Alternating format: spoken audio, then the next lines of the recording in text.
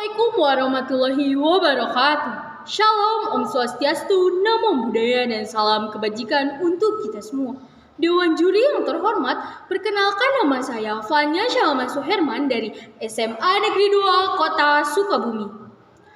Di sini saya akan menyampaikan beberapa argumen saya mengenai mosi perdebatan pada kali ini, yaitu sebagai negara berkembang dengan potensi maritim, Dewan ini tidak akan menggunakan strategi ekonomi biru. Dewan Juri yang terhormat, saya menyatakan dengan tegas, lugas, dan penuh keyakinan bahwa saya sangat setuju dengan mosi perdebatan pada kali ini. Di sini saya akan menyampaikan definisi, latar belakang, dan argumen serta kesimpulan dari pendapat yang saya sampaikan. Menurut KBBI, negara berkembang merupakan negara yang memiliki ciri-ciri seperti pertanian tradisional yang merupakan faktor produksi primer. Menurut KBBI, maritim merupakan sesuatu yang berkenaan dengan laut atau yang berhubungan dengan pelayaran dan perdagangan di laut. Dan ekonomi biru adalah pembangunan yang berbasis pada nilai ekonomi sumber daya laut Indonesia.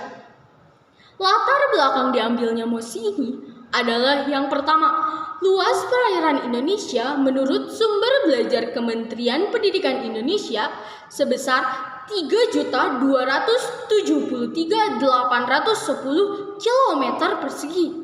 Yang kedua, banyaknya perairan di Indonesia menyebabkan banyak penduduk dengan mata pencaharian nelayan. Yang ketiga, Indonesia menempati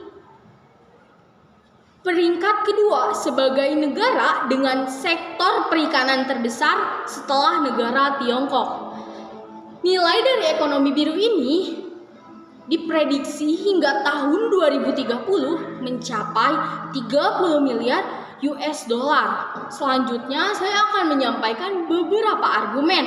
Yang pertama, dengan ekonomi biru ini banyak hambatan yang terjadi karena pandemi COVID-19 yang berdampak pada yang pertama, harga kebutuhan berbasis pangan di laut semakin turun. Yang kedua, peningkatan sampah laut yang tadinya hanya sampah plastik dan limbah plastik sekarang bertambah dengan limbah medis. Semua itu disebabkan oleh sektor pariwisata ekonomi biru. Yang kedua, dampak negatif ekonomi biru. Yang pertama, jika terus dilakukan akan mengurangi populasi ikan, karena jika terus kita meningkatkan ekonomi biru ini, lama-kelamaan sektor perikanan di Indonesia akan semakin menurun. Populasi ikan akan semakin menurun dikarenakan ikan terus-terusan kita ambil dari laut, tetapi di dalam laut akan kekurangan populasi ikan. Yang kedua, terumbu karang di Indonesia akan terancam keberadaannya. Kenapa bisa terancam keberadaannya? Karena dengan sektor pariwisata ini menyebabkan banyak sampah inilah yang merusak terumbu karang, serta para wisatawan yang tidak menjaga lingkungan akan terus-terusan merusak terumbu karang di dalam laut.